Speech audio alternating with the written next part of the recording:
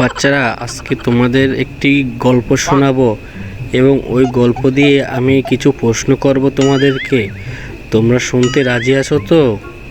হ্যাঁ স্যার, আমরা শুনতে রাজি আছি, আপনি বলুন। তাহলে শোনো।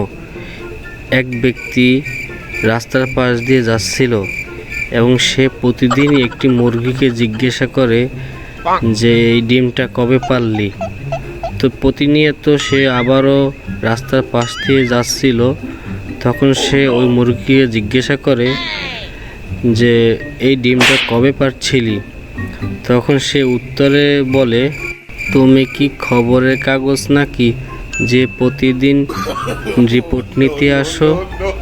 এখন এখানে প্রশ্ন হলো যে মুরগিটি রাগ কেন করলো, তুমি বলো তো? কারণ সে মনে করলো যে ওই ব্যক্তি মনে হয় সাংবাদিক হয়ে গেছে।